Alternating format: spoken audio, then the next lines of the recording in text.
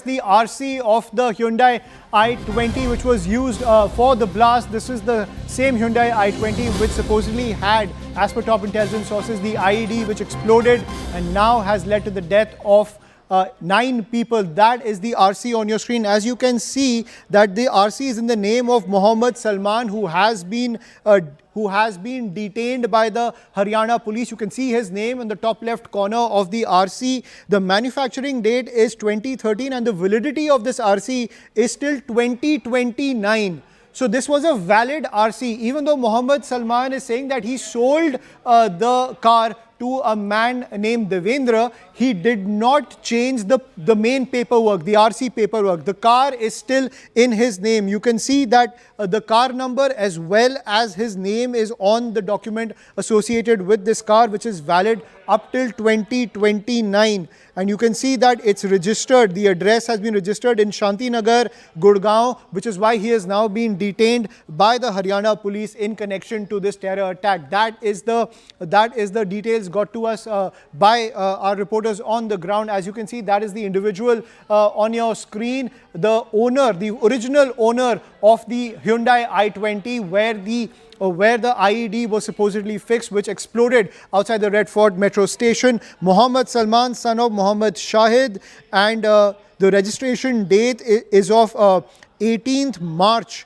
2014. The manufacturing date is April 2013 and the validity is up till 15th of February 2029 as per the details of the RC. So clearly this car was in his name, even though he says that he sold it to other people.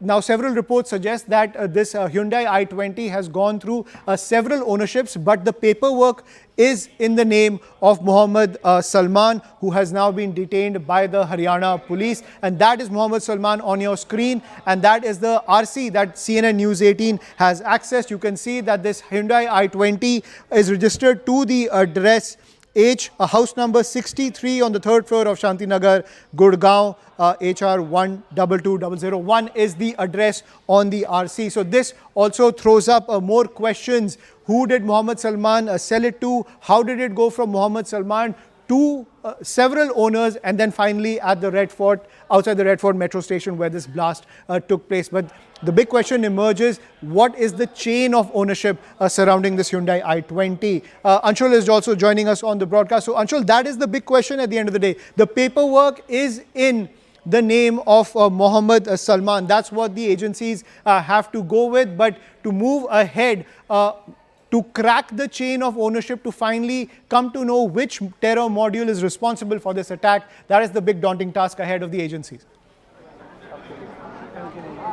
Well, definitely all these questions needs to be answered. Initial questioning with Salman has already been done by the Haryana police, and Salman has said that he further sold this vehicle to a person with the name Devender, and then eventually once Devender was also questioned, it has come out that this vehicle was also then it was sold to a third owner who goes by the name Nadeem, and then eventually this blast has happened. So this is the exact sequence of how the owners had changed their how the owners of the vehicle had changed their hands, or how the vehicle had changed its hand amongst the owners. If you look at the RC very closely as well, it states that it is a model that has petrol and CNG, petrol/CNG both. So somewhere or the other, the CNG blast angle yet again cannot be ruled out, because that vehicle was having a CNG tank on its boot.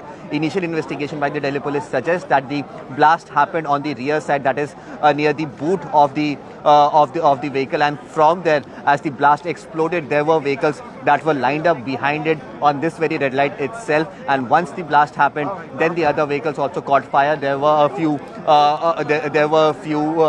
e-rickshaws over here as well, and they had also been set on fire due to this blast. So definitely it can be said that the investigation is still underway. A lot of layers are still being unearthed. On one hand, where the police is trying to find out the exact owner and the whereabouts of the vehicle, because remember, according to Salman, he sold this vehicle over here in the national capital at Okhla. and then from Okla this was sold to another person in Haryana itself, and then eventually this vehicle finds its way back out here in the national capital. If you look at the modus operandi of such attacks, generally, if at all such vehicles are being used, then the accused actually tries to somewhere or the other go and hide the number plate away from the vehicle, so that there is no direct connection that could be linked. But in this case, the number of the vehicle was very clearly visible. Right. In fact, the front end of the vehicle is still something that the police is looking into. So somewhere or the other, the indications that are coming to the fore, it is indicative that that things would only clear up once the police clears up its investigation by tomorrow morning, and then eventually file a report in front of the Home Minister. Right. So it is Mohammed Salman, Devendra, Nadeem, and then finally the information brought to us by investigations editor Manoj Gupta is that this individual on the right side of your screen, his name is Tariq from Shambura village in Pulwama. So the J&K link also emerging in this case. So this individual, Tariq from Shambura village in Pulwama, was he the last owner of this Hyundai I20 which was used in this terror attack? And has this finally cleared the link to terror cells in Jammu and Kashmir? I'm joined by my colleague Anand Narsimhan on the broadcast to get more details. So Anand, this is a huge development that is emerging. First, we learned that Mohammed Salman had sold this car to Devendra, and to figure out the chain of events, the big name emerging from this chain is this individual Tariq from Shambura village in Pulwama. Good evening. Ayushman, and to our viewers. See, this is big because Manoj Kumar Gupta getting us these details. We've also got confirmation with the image. The Haryana registration was perhaps to throw people off because the last owner of this used vehicle is from the Shambura village in Pulwama. And guess where the Pulwama connection takes us? The Pulwama connection takes us back to the ongoing investigation and the crackdown on this entire module. And the originator and the mastermind and the first arrest also happened. And there is a Pulwama connection to this and a Jammu and Kashmir connection. Now we also understand why the Jammu and Kashmir police was also present at the Red Fort. And somewhere they all seem to be connected. Are there other people in this module? Are there other people who have had access to some of that explosive, making material that has been taken out, by nearly 3 tons of it? We have to wait and watch where the investigation proceeds. But this I-20 that blew up outside the Red Fort station with a Haryana license plate had a owner who belongs to the Shambura village of Pulwama, Jammu and Kashmir. And were these people connected? I think that's the next dot that would be lined if Dr. Muzammil, his accomplices, the other doctors, the person in Faridabad, the Maulvi there from whom the house was rented, this guy who buys the car, and the other occupants of the car, were they all connected and were they all linked? That's going to be the biggest question mark right now, and perhaps the investigators will be moving in that direction quickly. Absolutely, and that is the big development that's coming in. As you can see, the RC of the vehicle on the left side of your screen in the name of Mohammed Salman, and the current owner is this individual named Tariq, who hails from Pulwama. So, but Anand, at the end of the day, this also brings up very troubling questions about the reach of these terror elements from across the border through the Kashmir Valley, now in the national capital.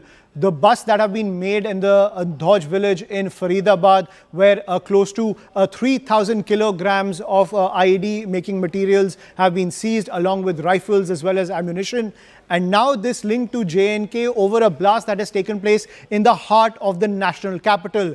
The capacity of these cells to strike deep in the heart of India is something that will, raises a lot of questions for the security grid of the nation. Our security agencies do not know where they're going to strike, where they're operating, where they're hiding. Sometimes right under the light itself, where it is darkest. But the fact is that our agencies have to get it right 10 on 10 times. These elements and these terrorists, they can go wrong 9 times, and they get it right once. That also can lead to loss of lives and innocence, and creating an unnecessary atmosphere that could derail the entire growth track that Bharat is on. The other part is that this is now very, very clear that the enemy is not going to mend its ways. So, will there be an unpause button on Operation Sindoor? Will there be perhaps a far greater calibrated attack at trying to eliminate all those who continue to harbor these kind of entity elements, and also to try and push them? This also shows that there is a sign of desperation, that they really want to create something big, a series of blasts, etc., to create a certain amount of strife. Now, does this just limit itself to the enemy right across the border, or are there greater powers at play who really want to destabilize and derail Bharat's growth process? That's another question for another day and another debate itself, conversation itself. But these are all aspects that we have to consider when we look at this. The other thing is that there is also the enemy, these people who want to foment terror on Indian soil, are also looking at the non-kinetic measures. It's only a matter of time when this entire ISKP module that's been busted in Gujarat, there is a connection which connects back to these elements who are now pushing both kinetic and non-kinetic. When I say kinetic, is through explosive material, arms, ammunition, creating the traditional terror strikes and fidayeen suicide attacks and bomb blasts, etc. But on the other hand, the non-kinetic option is where they start getting to using biochemical weapon systems like ricin, etc. That this doctor wanted to do, mix it in prasad at temples and also in water, at holy water, and create mass hysteria and deaths, etc., and also dent psychologically the belief system of Bharatiya people and their confidence, and try to unnecessarily instill fear in the mind of people and a certain level of panic. But somewhere our agencies have been able to crack down. And imagine if 3 tons of this explosive material had found its way all across the country. Imagine the number of blasts it could have triggered and the damage it could have done. So our agencies have been able to thwart a major terror module and a terror initiative. And this is going to set the enemy back a bit. But because the agencies are now much wiser to this entire modus operandi. But this will take a little bit of effort from the internal security wise. It poses a great challenge.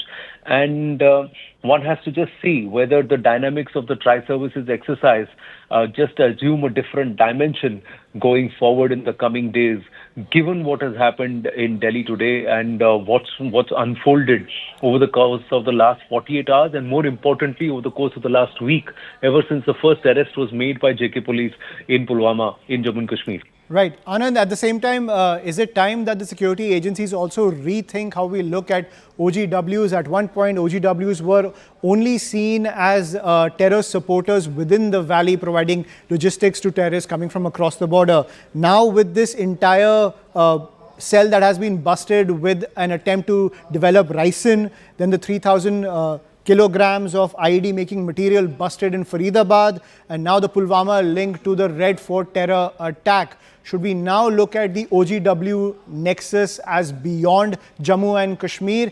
Is it time that there should be a nationwide sweep looking at these OGW networks that are emanating from Jammu and Kashmir? Well, white-collar terrorists and white-collar terrorism was a phenomenon when they were called sleeper cells. And these were not ordinary people. And today we can see that there are highly radicalized elements among the highly educated population too. Who's radicalizing them? Who's seeded them? How long have they been seeded here? We have to wait and watch. Are these all people who have been radicalized in their youth and they've continued to go on living, and these people have just been activated to start collecting about 3 tons of ammonium nitrate, which is present in a lot in urea, is not easy because they've done so without raising suspicion. To have timers, to have other wires and other equipment to create and make IEDs, and also to walk around and have AK-47s, etc., along with multiple rounds of magazine, is not easy. It takes time to accumulate. So this means that this whole preparation has been in process for a while. But under whose directions and what is their motive, we'll have to wait and watch.